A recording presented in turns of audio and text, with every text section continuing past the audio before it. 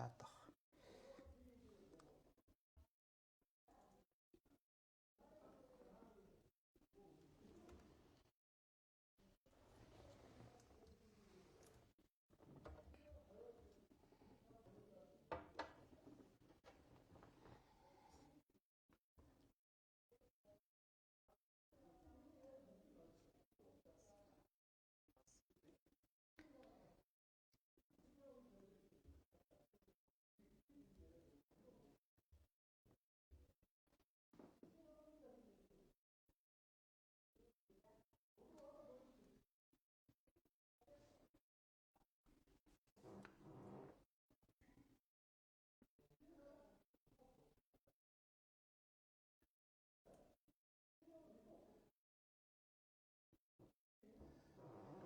За болчихжээ.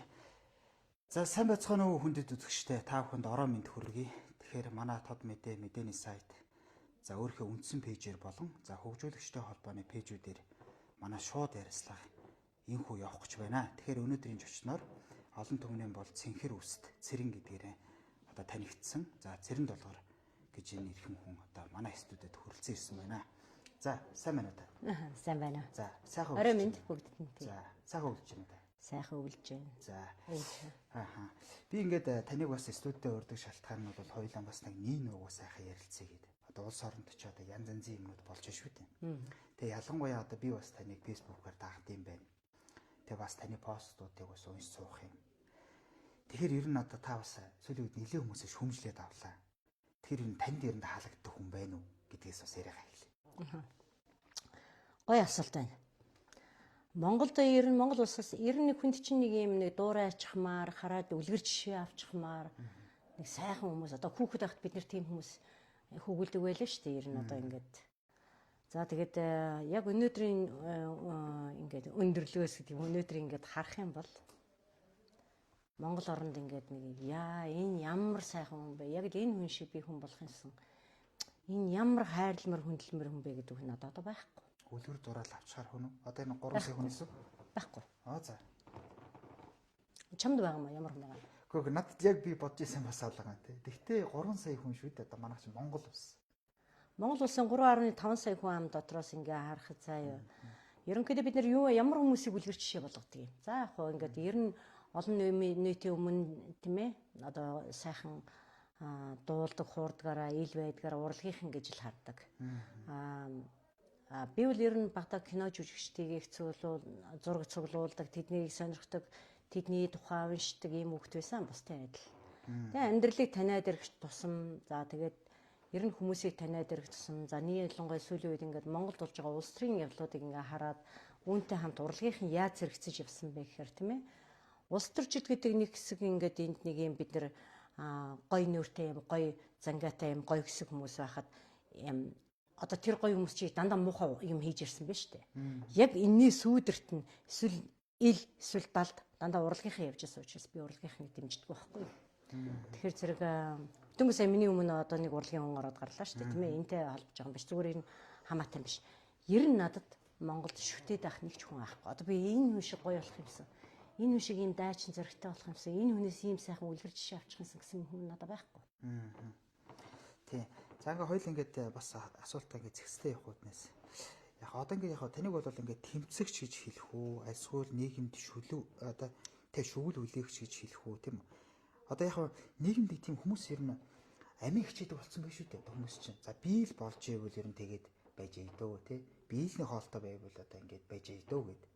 Тэгтэл улс орондоо санаа зовдөг тийм хүмүүс бол ховордоод байна. Тэгэхээр би бол таныг улс орондоо санаа зовдөг хүн гэдэг талаас нь бол таны хараад байгаа байхгүй.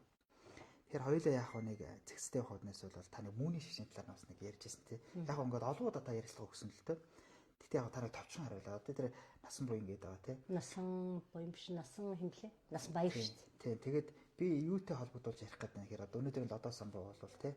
Тэр тухайн үеийн яаманд хэвлэлийн төлөөлөгч байж ирсэн тий.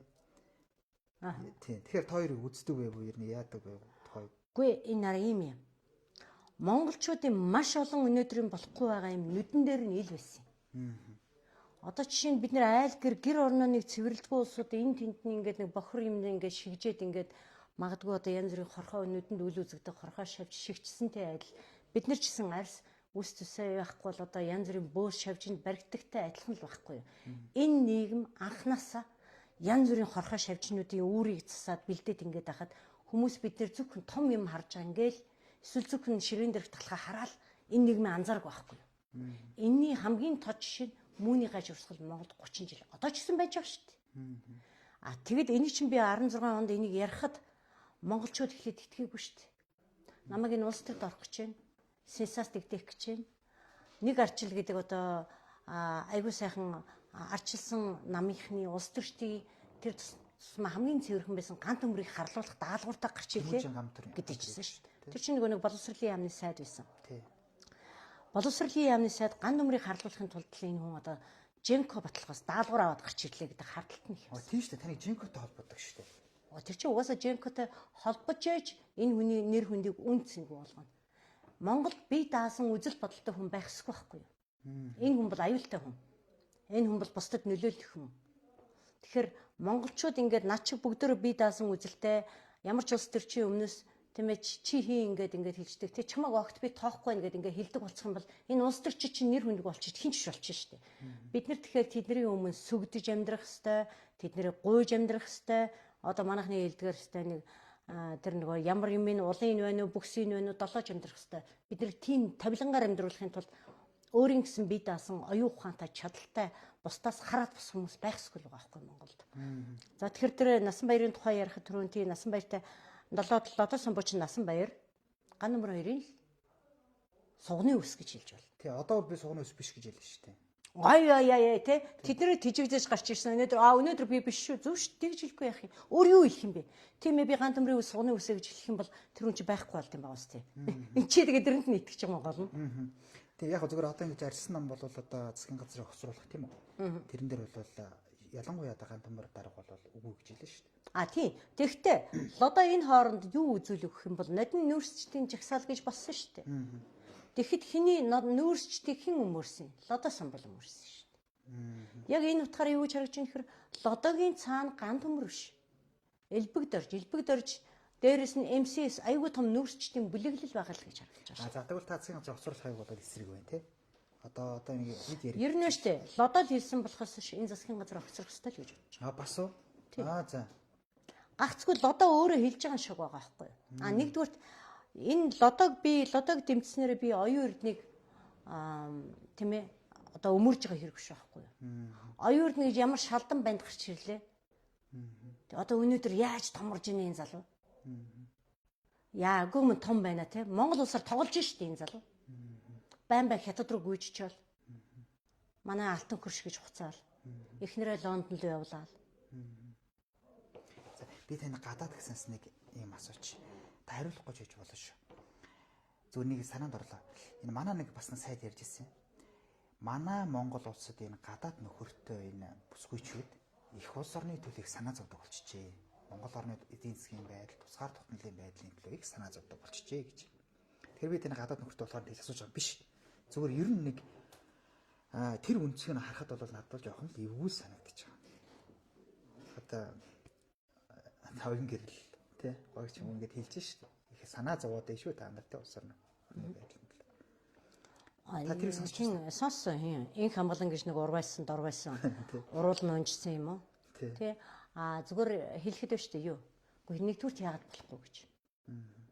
Магадгүй гадаад хүнтэй суусан учраас гадныхны тэр далд бодлого, харийнхны бодлогыг илүү ойлгодог байж болно. Нэгдүгürt. Хоёрдугаарт гадаад хүн болгон адилхан биш. Би одоо тэр нэг Бафка гэдэг нөхрийн яриан дээр орохдоо гадаад 4 янзын гадаад Монголд ирж байна. Нэгдүгээрх нь улс орны хуулиудыг өөрчлөх хэмжээнд ирж байгаа Монгол улсын засгийн газар зөвлөх нэрээр ирж байгаа том дээд гарын хуулийн түвшинд, улсын түвшинд улс орны хутгаар ирж байгаа хуулинд өөрчлөлт оруулахаар санаачлах өгөхөөр ирж байгаа гадны том одоо зөвлөхүүд нэртэй хулгайчд. Эдгээр бол Монголын улсын хуулийг самрахын төлөө маш их мөнгө аваад ирж байгаа.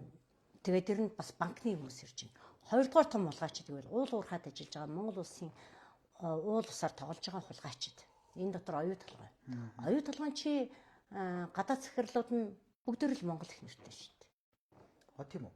Дэлэнх шүү дээ. Тэгээд чухал авч байгааг сонсогддог. Тэгэд Монгол орны хэн зарж ийн гэхээр тэр хүмүүсийг чи эхнэрүүд зарж байгаа юм зү. Цэрэн биш байхгүй. За 3 дугаар хулгайчууд нь ямар юм гэхээр төрийн бас байгаа. За USAID. USAID-ээр Монголд хэдэн мянган хүн ирсэн. Тэр хүмүүсийн чинь дандаа бүгдөө Монгол эхнэртэй болоод явдаг шүү дээ. Үгүйдэл Монголд байх 5 жилийн хугацаанд Монгол найз хүүхэнтэй болоод явдаг шүү дээ. Энэ хүмүүс одоо өнөөдөр Трамп гарснараа харж ирж чинь зүгээр л тухайн улс орн болгонд Америк улсын тийм ээ магадгүй Монгол улсаас гаргасан мөнгөө эргээд Монгол улсад зарахтаа зөвлөх нэрээр Монгол улсад тийм ээ одоо Монгол улсыг хөгжүүлэх ямар нэгэн гоё нэр бодож олоо тийм ээ арчлыг хөгжүүлэх юу байдгийг эргэж самрахтаа Монгол улсад мөнгө өгчээсэн тухай яригдж шүү дээ. Энд чинь ганцхан Монгол улс биш олон улсад дан хийхтний LGBT-г одоо тэгээд нөгөө нэг хоёр ирчүүдийг хүйсэн дотор нь гэрлүүлэх зарим газар нийтэр мөнгө өгтөө хүйсээ солиулах тэр хэмжээнд 2 сая доллар сирлүү өгсөн байна гэвэл энтхэг рүү өгсөн байна гэж. Үндсэндээ улс орныг салган батрахын тулд юу хамгийн чухал гэж гэр бүлийг. Монгол айл болгон эв тэнжингүй байх нь гадаад улс орнд маш ашигтай.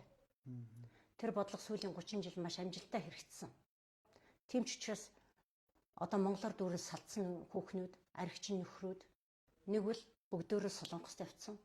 Бүгдөө Солонгост нуаатай ингээ амьдарч байна. Өнөөдөр төрийн ажил хийж байгаа 126 бүгдөө тийм ээ хүүхэдтэй сууснаас өсвөлээ тийм ээ өчнөө хоорондоо өвөр хоорондоо эхнэр нөхрөө солилцсноо нэг нүгөө ярддаг одоо ануужийн хамгийн сүүлд хэрэгтэй цэнгүнд нөхрөө яаж арчлахыг зааж өгч юм тийм ээ. За чи аваад явдаа энэ төр гэд. Энэ онгой биш үү? Энэ ёс зүйн мөн үү? Зүгээр ингэж ярихаар хүмүүс ингэж яриад байгаа. Хүний асуудал чамд ямар хамаатай? Айл гэрийн асуудал гинэ. Улс орн чинь айл гэрээс л тогтдог юм. Энэ айл 5 айл түнжингүй байгаа бол энэ улс чинь түнжингүй байна. Эхнэр нөхөр хоорондоо хэрэлдэж байгаа бол энэ улс чинь түнжингүй байна. Сүүлийн 30 жил юу явуулсан гэхээр олон ургалж үзэлгээл гоё юм ярьсан. Энэ Америкуудын л гаргаж ирсэн үзэл санаа. Энэ олон ургалж үзлээс юу үтсэн? Нөхөр нь Монгол ардын намын гişүү. Эхнэр нь арчилсан намын. Хизээж нийлэхгүй хоёр. Хүүхэд нь иргэний зориг намын гişүү байх жишээ. Тэгвэл та нөө 4 хэсгээс арчил багаан тайлах цагуулж гэдэг дээр сал нэгдэх. Угаасаа л бүх юм 4 хэсгэж ирсэн өдөө хүртэл. Монголд үнэн явсан юм байхгүй. Ингээ хэлчихээр хүмүүс реакцлаад чи яагаад одоо ингээд юм бүхнийг үзье ядаад ит ингэнэ. Үннийг хараачтай. Үнэнтэйг нүүр тулаачтай л байхгүй юу. Эн чин үзье ядаад ах юмгүй үний юм хэлэхээр ямар сохор болохоор өдөө хүртэл юм харддаг юм бэ. Магадгүй хизээч үннийг харддаг нэг хэсэг байдаг байх гэж би боддгийн одоо. Уул харахыг хүсдэггүй ч юм уу те. Угаасаа тэгээд оюун ухаан нь өмгцэн ус чи юу ч харахыг хүсэхгүй шүү дээ. Тэд нар зүгээр мал шиг л амьдарч штэ. Одоо зүгээр л амтны сөнгөөр одоо нэг нийтлээ уулаа баалаа тэгээд янз бүрийн юмд одоо юу гэдгийг хядуулдаг бол хядуулаад одоо ингээл дуусч байгаа. Хүн гэдэг чинь биднэрт оюун ухаан байгаа. Оюун ухаанаа бид нэр ашиглахын тулд оюун ухаан биднэрт яах гэж хүн гэдэг арай илүү оюун ухаан арай илүү өгөгдөл заяас юм бэ хил ам заяас юм бэ. Хүн гэдэг чинь одоо мал бол тэгж чадах нь би мэдэхгүй байна. Тэгж чадахгүй шүү дээ юм ба яач бодсон тийм үү. Хүн гэдэг чи одоо ядчил одоо нэг 10 20 хил сурах боломжтой чадaltaй тархины тийм багтаамжтай улсууд байна шүү дээ. Бид нэр асар хэмиг мэдэх боломжтой байна. Тэгэхэд энэ оюун ухаанаа ашиглахгүй байна гэдэг гом их нүглээ. За. Бурхнаас өгж байгаа тэр бэлгийг бид нэр яасан муухай хайр гамгүй хэрглэж байна. Ашиглахгүй өнгөрөөж байна. Хайрын цаг байна. Тийм. За одоо ингээ хоёлын бас нэг юм яг таны пост тий. Та ингээд Монгол улсын гавьж чинь одоо баясгалан гэж хүнийг шүүмжлээ. Та зүгээр энийхэн талаар нэг цагаан тайлбарлаад өгөөч. Баясгалыг хохироосон гэж ярьж штэ тий. Тэгэхээр нэг танд ер нь баримт байна. Одоо би юу болоо сэтгүүлч юм учраас танаас бас баримт л нэг их дүүрэгтэй байна. Нэгдүгээрт бэж чи одоо энэ танаа энэ тоног төхөөрөмжийг харахад миний баримтуудыг дундуур нь үзэх боломжгүй. А би баясгалантай холбоотойгоор 4 лайв хийсэн. 4 удаа лайв хийсэн. 4 удаа лайв хийхдээ би дандаа баримтыг ярьсан. Өнөөдөр хэрэг би баясгалан гэж дуучныг Монгол улсын гавьяат жүжигчин билүү дуучин баясгалан гэж тэ тэр бунтан баян авгайг цэрэн долгор одоо гүтгсэн бол маш том ноцтой хэрэг. Энэ бол зүгээр л намайг цагдаад өгвөл болов. Би ийм эрсдлийг өөр дөр өөрөх үү? Ийм юм яран би хүн гүтэх үү? Ямар шаардлагатай гэж. Тэгэхээр хулгайч хүнийг хулгайч л гэж хэлэх хэрэгтэй байхгүй юу? Заллин хийдэг хүнийг заллин л гэж хэлэх хэрэгтэй байхгүй юу? Та тэгэхээр үннийг ярьж байгаа нөхцөлд бол тэр хүн бол намайг цагдаад өгч чадахгүй байна л гэж ярьж шүү дээ. Гэхдээ өгч ч магадгүй. Эдгээр чи одоо хан бол дүүргийн цагдаа нар гэж одоо ерөөсө дандаа хахуулаар явдаг цагдаа нар бий. Энийг бол би анх удаага хэлж байгаа биш. Хүн дээр хэрэг үүсгэх, зохиомл хэрэг үүсгэх энтертэй гарамгай. Тэгэхээр харин тийм тэгэхээр энэ хүн 2005 оноос өсвөлээл янз бүрийн аргаар одоо энэ газар авах ажиллагаанууд хийжээ. Тэгтээ баясгалан ганцаараа биш нөхөр хинтэйгээ одоо хэмлээ Гүшин Самбат баяртай. Одоо бол бас хоёр тишээ болсон л гэж зураг. Эдгээр заллин хийгэр л тэгдэг штеп. Бүгдөө их хэмжээний заллин хийхээр дандаа хоёр тишээ болол тэгэл нэг нь хэрэг тохож өөрөөл үүрсэн болол нөгөө нь ард нь хэрэг үүрэг өмшгөл хоцордог штеп. Тийм. За тэр газар гэж ярьлаа. Тэр улсын газрыг бол аваад тийм үү? Татвараа төлөхгүй байна гэж ойлгоод байна шүү дээ. Зөв. Тий, одоо тэгэхээр 2005 оноос үүсэлтэй ингээд одоо Богдхан дархан цаазад Богдхан уулын амыг аваад явсан байна л да. Тэгэхээр 65.5 га газрыг ингээд нийтдээ аваад тэр онуудаас авсан газруудаа энэ арга за яаж авсан бэ гэхээр эдгээр чи одоо дандаа гой төсөл барьж оржээ. Тэгээ дандаа аялал жуулчлалын том зохицолборуудыг бий болгоно гэж л авсан байгаа юм. Дандаа зураг хөргөө үзүүлнэ шүү дээ эдгээр чинь. Нэг отго мотог гэдэг одоо тэгээ биш ээ юу би чи бол их жижиг юм асуугаад байна. Тэнд нэг 7 гэр барьчаад тэгээд аялал жуулчлал хийх гэж байгаа шинэ орчин бүр олон улсын жишгт нийцсэн зохицолбор байрна гэж авсан байна. Ахмадуудын амралтын газар байрна. Хүүхэд залуусын одоо усан сэлгэлтийн одоо бараг л улсын аврагт бэлддэг тийм том зохицолбор байрны спорт зохицолбор байрны энтергээд ингээд авсан амнууд нь өнөөдөр бүгдөө том орон сууцнууд болчихсон юм аа үнтэй. Одоо тэр арцтай ам энтергээд байгаа чинь бүгдөө л эднэхтэй дашхан ам одоо юу ч үлээ. За тэгээд энэ хүмүүс энэ газрыг авсан бол энэ нэр дээр авсан бол тэгээд тэр үнэтэй байшин барилга барьсан бол улсад бас газар эзэмшсэн тэр төлбөр татвар гэж өгөх ёстой тийм үү? 2005 оноос хойш ерөөсөө өгөөгүй байна. За одоо өнөөдөр энэ хоёр дээр шүүх хурал явж байгаа боловч энэ шүүх хурал нь 19 оноос эхэлсэн байна. 2019 онд энэ хоёр дээр шүүх зарга эхэлсэн.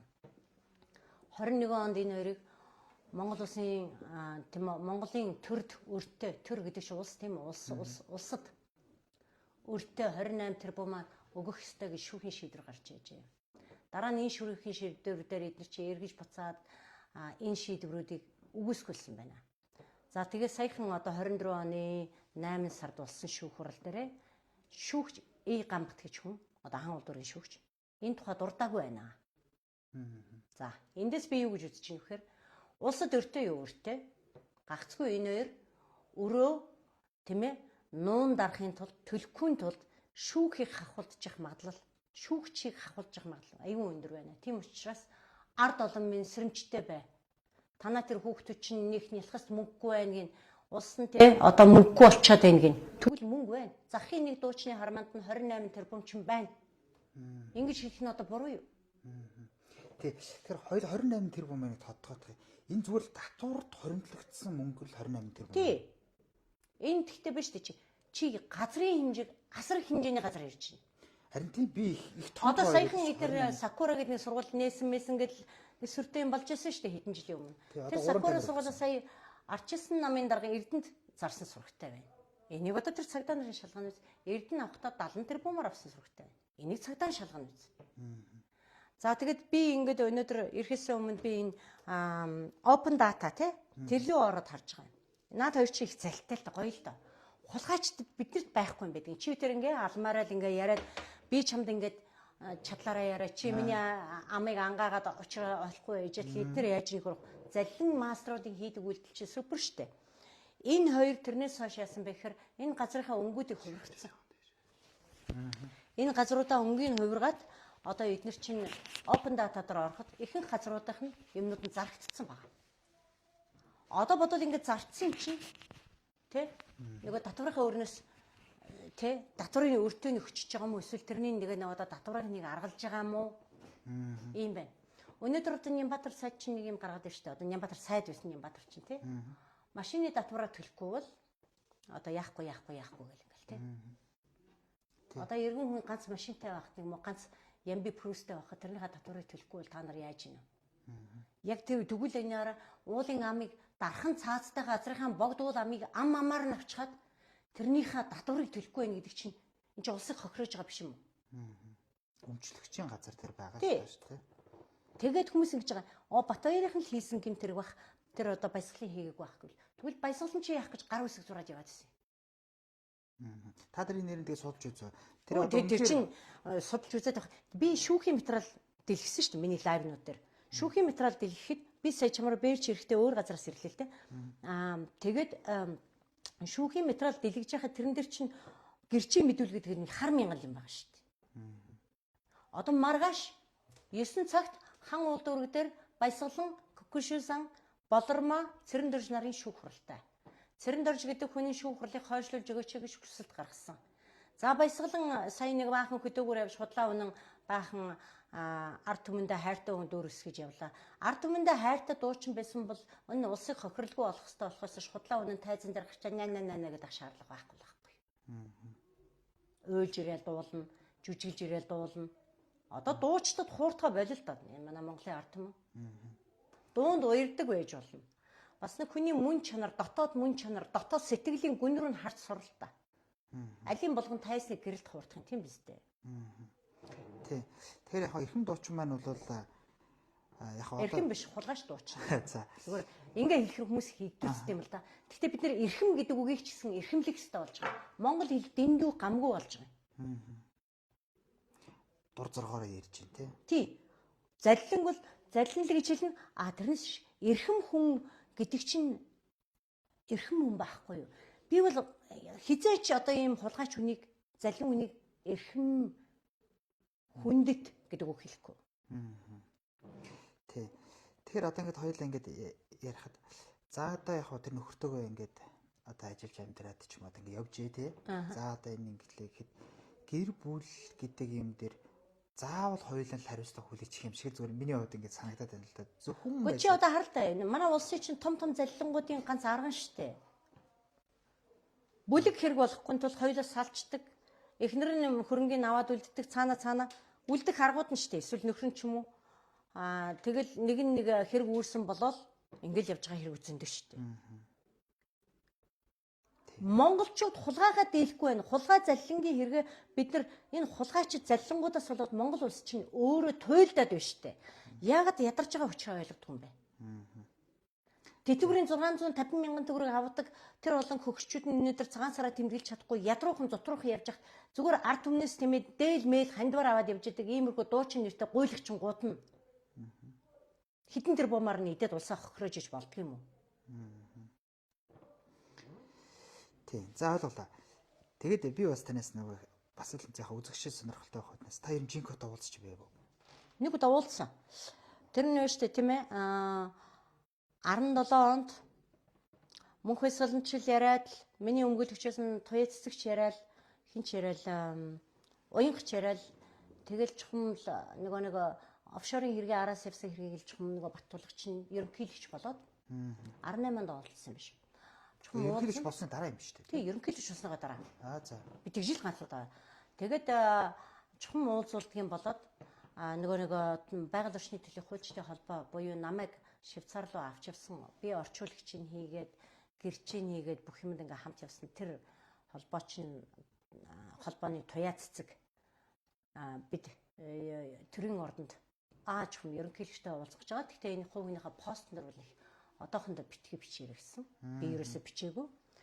Очиод уулзсан. Мөнх баясгалан хажууд нь байсан. Зандаа хүүгийн их болд байсан. Ган төмрийн уян байсан. Тайд бүр олуулаа уулзсан юм шүү дээ. Би харин би гайхсан. Би одоо ерөнхийлөгчөд одоо маш нууц мэдээлэл өгч байгаа гэж л бодоод орсон чинь айгүй олуулал байсан. Тэгвэл бол би тэнд нэг гэрч орчуулагч хамт явсан хүний яриадсанаас би бол хэргийн доторхыг бол яриаггүй. Тэрнийг бол одоо Монголын байгалийн орчны төлөв хуульчдын холбооны туяа цэцэг л ярьж байгаа байхгүй юу. Тэгэхээр би тэгж нэг уулзсан. Өөр юм байхгүй. Би гарч ирээд мэдээлэггүй. Тэгсэн чинь манайхан өөрсдөө гараад ирсэн чинь парад мараад явжсэн чинь манайхан өөрсдөө дөрүүлээ зураг мурга авах болсон зураг тавиад тэгээ гэрэл цохолчиж байгаа. Бид дөрөв санаандгүй таарлаач л уянга тэгж постлоод би бол одоо маш нууц уулзалт хийлээ гэж үзсэн чи эдгээр чинь тэгээ тараачд юм билээ. Илэрхш уянгаыг ярьж. Биш ган төмрийн уянга биш байсан. Би эндээс юу ярих гэж нэхэр Монгол улс Баттулга бол маш худалч хүн.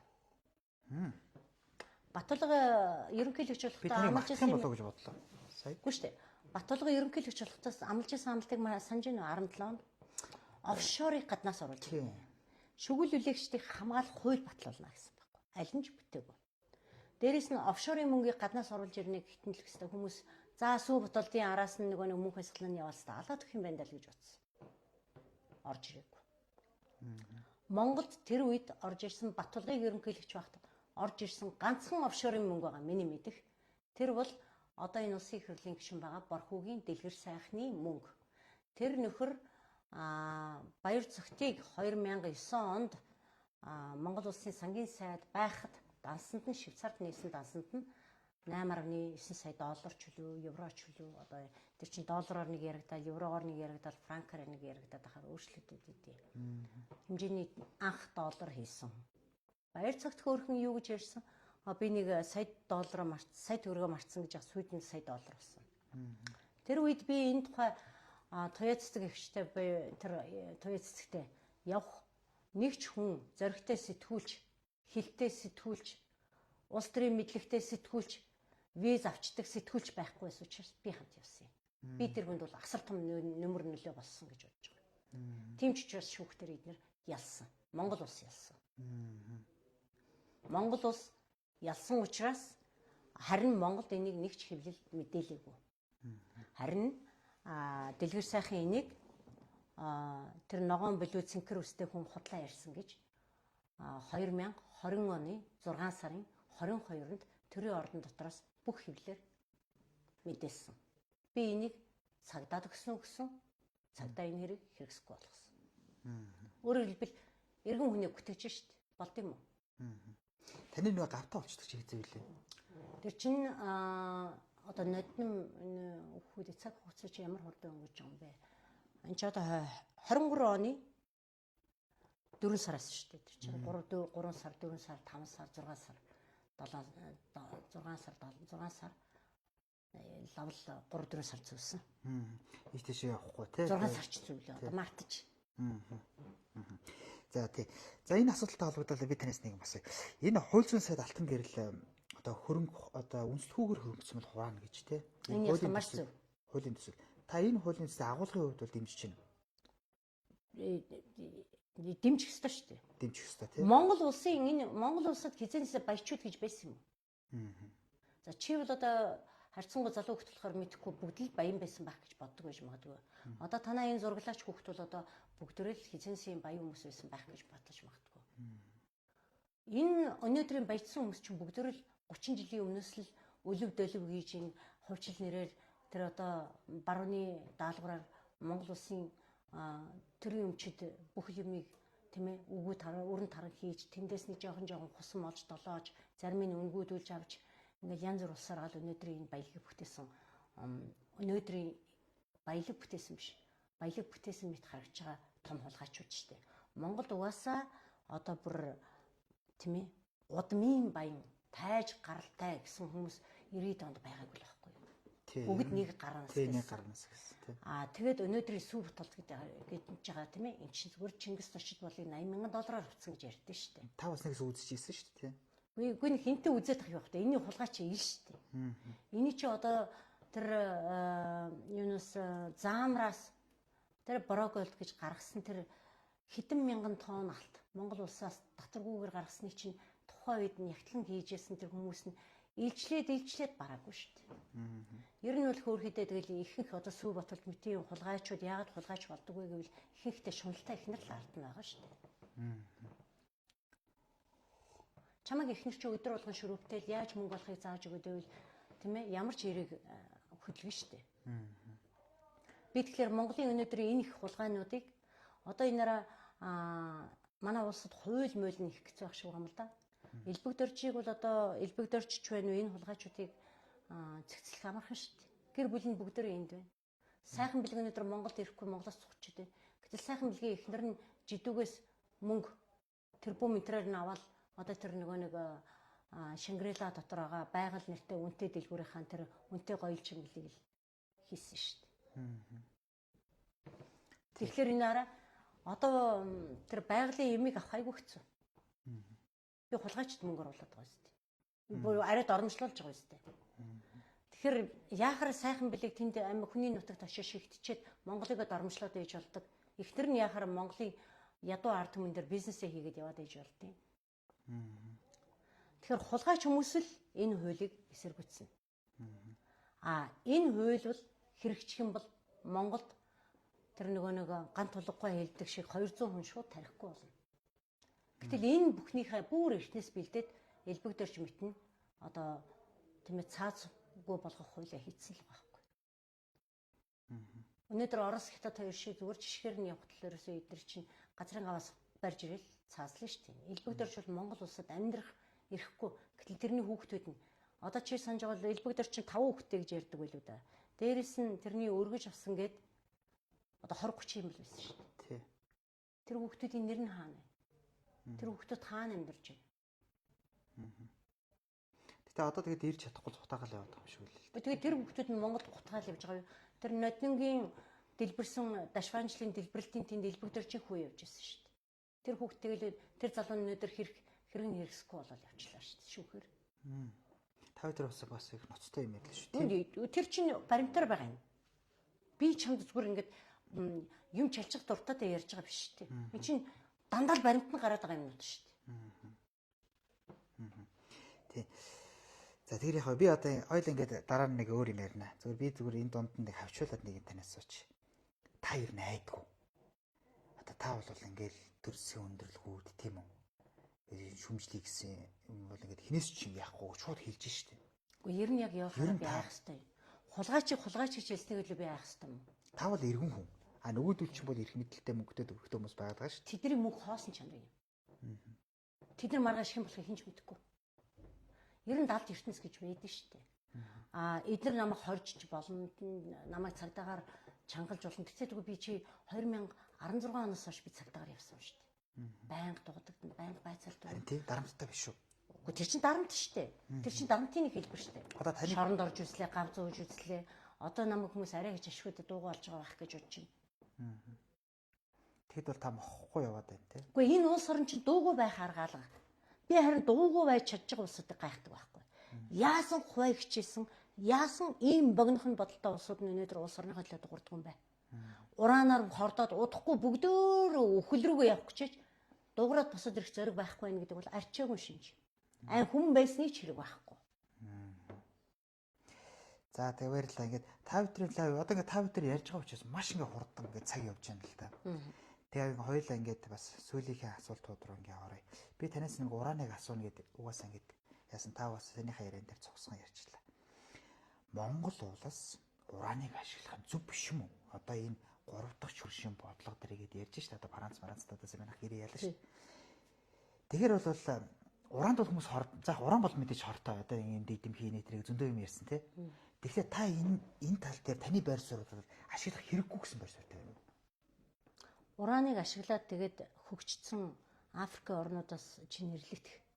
Гэхдээ яг энэ баруун Европ морвт ч одоо ингээд жишээ нь Франц одоо жинхэнэ тэрийг ашиглаад одоо дэлхийд тэргүүлэхгүй юм байгаад тийм. Гүг уран цөмийн одоо ийм зэвсэг цөмийн ашигт мэлтмэлийн тухай хууль гэж байна л да. Улсын гэрээ конвенцэн гэдэг. Тэрэн дээр нь юу гэж хичээстэй байгаа гэхээр уран олборлсон газар руугаа эргээ шаарыг хайнаа л гэж юм л да. Тэгэхээр бид нар Франц гэдэг улсыг гэрэлтэй гэгээтэй хөгжилтэй байлгахын тулд Монгол улс нэг ийм жоохон уран гаргахын төлөө тэр чигээрээ экологийн сүрэлд ороод дээрээс нь бид нар тэр гарсан урааных нь хогийг энд бошлох гэж байгаа юм аа.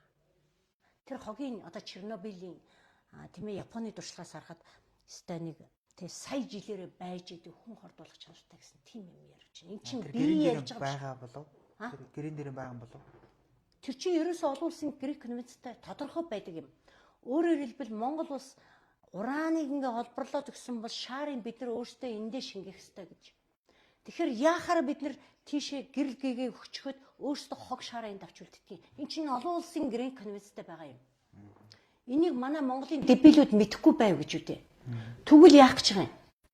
Бидний энэ их говь чинь барууныхын юу гэж харж байгаа нөхөр хүн амьдрдгүй юм чинь. Тэд нар чинь монголчуудын аж ахуй амьдралыг мэдэхгүй хүн амьдрч хүмүүс тентэн сайхан болчихоо л гэж харж байна. Тэнд булснараа заа юу чи За булаагүй зүгээр ашиглалтын олборлолтын явцад ямар их сүйрэл бий болох вэ? Тэр газрын хүчээр 150-аас 200 м лөө ингээд чи хөхрийн хүчээр шахачин гэж юм тийм үү? Гүний ус хідээс гардаг юм. Монголчууд нийтээр мэдлэггүй байна. Тэгэхээр дэлхийн нийтээр эн чинь хортой гэдгийг ингээд батлаад нотлоод бүр энэс цааш хэлэх үгүй байхгүй гэд ингээд ярьсан багтал манайх ашигтай гэдэг. Яг юунд ашигтай? Хөгжин гинэ. Яг ямар хөгжил яриад байгаа юм? Тэгэхээр бид нэр яг юунд хөгжил гэдгээр юунд хүрэх гээд байгаа юм? За яг энэ дээр нэг жишээ байна. Яг баг таны наад суудал дээр баха. Би нөгөө Норвегийн тэгш хоёр гэдэг нэг доктортой ингээд бас ярилцсан. Хөөрхөн тэгээ илгээс солиулсан гэсэн. За ингээд яг таны суудал дээр. Тэгээ би ингээд тэр хүн бас нэг шинжлэх ухааны хялбар шууршин нийтлэлт гэдэг энэ YouTube дээр тавьд юм л та. Тэгээ би нэг үзсэн энэ одоо Владивостокын тэнд баха. Ийм зүгээр нэг юм завин дээр, тусан онгоцон дээр маш тийм илүү их цахилгаан эрчим хүч гаргадаг. Одоо тэр цөмийн технологиг ашиглаж. Тэгэхээр бид нар бол тэр технологиг ашиглаж одоо бид нар чинь нэг эрчим хүчний ямар гэдэг зөндөө ярьж шít. Тэр мөрнийг шийдэх бол одоо бүрэн боломжтой. Гол нь бидэнд бол боловсон хүчин байгаа юм байна гэдгийг бол тэр хүн бүр надад ойлгуулсан шүү. Боловсон хүчин хэн байгаа юм? Одоо манай Монголын залуучууд одоо TSM-с хаач ингээд зөндөө ингээд бэлдэж байна. Бид нар бол тэр урааныг бол зүүр зохистой ашиглах бүрэн боломжтой. Одоо та тэр ярьцгаах юм бол нөгөө шар нутгаар тогтоож үзье. Би чамаас түлээ.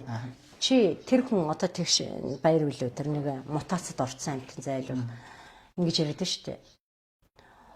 Ураны тэр юу уснуудыг тийм ээ. Одоо хүн уучлахгүй, хүн мал уучлахгүй. Тэгтээ ашиглах боломжтой гинэ. Энэ одоо юу гэсэн үг юм? Зүгээр энийг ганц зүгээр тайлбарлаад. Энэ хүн биш үү те? Чиний үзээгүй юмыг үзтэл гоё ярьж олно. За юу. Хүний төсөөллийг чиний сонсхийг хүссэн тэр гоё юмыг ярьж чадах байхгүй юм гэсэн. Чам шиг залуустай одоо энэ насны залуусын толгойг яаж угаахаа мэднэ. Хөгжил гэдэг юу юм гэдгийг л би чамаас сууж байна. Хөгжлийг чи юугаар хардгийг? Надаас сууж байна те. Яг би одоо тантай ярьцлага хийж чадах. Би танаас асуугаад. Үгүй. Хөгжил гэж яг юу юм? Одоо хүмүүс нэг хийсвэр ярьдаг болсон. Хөгжмөөр юм гэдэг юм. Тэгвэл яг яаж хөгжих гэдэг юм бид нар? Урааныг ашигласнаар бид нар яаж хөгжих гэдэг юм? Энд чинь мөхөл рүү явж байгаа шүү дээ. Чернобылээс харъя, Фукушимагаас харъя, энэ Африкийн орнуудаас харъя. Сайжирсан нэг ч орн байхгүй. Нэгдүгээрт, хоёрдугаар эдийн засгийн тооцоог нь харъя. 30 жил ашиглаад 3 тэрбум евротой болох гэдэг юм. Тэр юуны улсын их хурлын гишүүн Ганбаатар ч яриад илээ. Бид нар нүүрсээ гаргаад жилд 1 тэрбум евро олдог. Биш ээ, 1 тэрбумыг олдог гэж байна. 30 жил түнхүүлэхийн төлөө бид нар тийм мөнгө өгөх юм уу? Хоёрдугаар Франц улс маш олон колони улстай 3 дугаар те байсан. Франц улсын колони орнуудаас хөгжсөн улс байд юм байна уу? Чи энэ дэлхийн жишгүүдийг хар. Нэг ч байхгүй. Ер нь бол энэ харин тэгдийн те. Ер нь Америкийн дөрөвдүгээр Монгол атомын цахилгаан станц барина гинэ. Тийм төлөвлөгөө байдгүй гэж байна. Эний чинь тэгш баярыг та нар оруулж ярилж байгаа болохоос ш тэгш баяраас өөр ингээд эрдэмтэнд байгаа штэ. Тэдний үгийг тоос сонсохгүй юм л та. Тэгэхээр зүгээр эцэст нь байна штэ. Ураны гэрээ миний дэлгэсэн асуудал. Ураны гэрээ өөрөө анханасаа Монголын улс төрчдийг авилгажээж энэ лицензийг авсан гэдэг Францын талынхын дүгнэлт нь шүүхэнд тогтоол нь гарчаад байхад энэ гар үсгийг Монголд зурна гэдэг бол өөрөө хариуцлагагүй асуудал. Анханасаа энэ гэрээг хууль бус гэдгийг энэ дээр ойлголцсон байна. Энэс их яаж тауган тий. Тэр нэг гэрээ зурж авах явцад нөө хоёр хүн одоо Францын талаас тий ингээд яасан гэдэг хэвлэлийн баг гурал хийж ирсэн засгийн газар хэрэглэх газарт ажилладаг байсан хүн гээ тий. 2025 оны 1 сарын 17-нд ийм гамшигтай өдөр боллоо. Гэрээнд. Тэгэхээр энэ анханасаа хууль бус, анханасаа энэ гэрээ бол хүчингүү гэдгийг ийм тодорхой байхад Монгол улс яарусараад хийж байгаа нь тэгсэн чинь учрал гişүн өчигдөр ярьж байна. Өчтөрл юм шиг байна тэр. Би тэр Улаанбаатархад очиж үзээгүй л дээ. Гэхдээ одоо ерөөсөө ингээд нэг би дүлий царайлал шууд л энийг хүчлэл хийчихье гэж бодсон юм а гэж ярьж байна. Энэ ямар хариуцлагагүй үгүй. Зүгээр л одоо айгүй төвөгтэй санагдж байгаа учраас газ гарын нүсгийн зурчаа гэж ярьж шít. Би тэр Улаанбаатархаас очиж үзээгүй гинэ. Тэгвэл би очиж үзсэн юм байхгүй. Монгол орноо мэдхгүй нэг баахан дебилүүдийн улсын их орцсон. Тэгээд болоогүй нэг хөмсгөө зангидаар худлаа унаа хууль уншсан болоод нэг дундаас нь юм асуугаа те. Зүгээр гахааны мах идэх хүн тэнд хууль ярьж байна. Тэгээ одоо Дээрээс нь тэр гойгоо ер нь энэ хуулийг ярьж байна. Жишээ нь учрал гишүүн Улаанбаатархыг үзээгүй ээжиж өнөөдөр урааны гэрээ зурна гэдэг бол аимшигтэй. Хариуцлагагүй мэдээлэл байхгүй юу? За би одоо таныг ингээд бас та бас нийгэмд итгэвтэй байдаг хүн би зүгээр танаас нэг агаас энэ үндсэн хуулийн өөрчлөлт 126 гишүүнтэй болсон шүү дээ. Тий. Тэгээ парламентын засаглал бол улам бэхжиж байгаа гэж ойлгож байгаа шүү. Яхаар бэхждэг. Зарим энэ дээр та нэг өөрхөн бодлоо хэлээч. Үгүй шүү дээ. Монгол улсын парламент бэхжих биш. Монгол улсыг хулгайлах тоон ихссэн. Улам замбраагүй төлж нийгэмд хаос үүсгэх буюу төрд улам хаос буюу төрийг замбраагүй байдалд авч байгаа юм. Жагсаалтар гишүүн гаргана гэдэг чинь зүгээр л хулгайны тоо ихсэж байгаа юм. Монгол улсын төрийн бүтцэнд данхайцсан. Швейцар улс гэхэд нэг ганцхан ерөнхий сайтай тэгээд 9 ширхэг одоо сайд байна гэж юм тийм. Ерөнхий сайд. Ерөнхийлөгчтэй үл ерөнхий сайд. Тэгэхэд Монгол улс тэднийх чинь 8 сая хүн амтай. Тэгэхэд Монгол улс 3.5 сая хүн амтай. Мөртлөө хичнээн сайттай. Одоо бүр тоогоо алдлаа шүү дээ. Сайдын дор нь академик сайт ч гэж байгаа шиг. Одоо дээд сайд байхгүй болсон л дээ. Одоо бол байхгүй болж байна уу?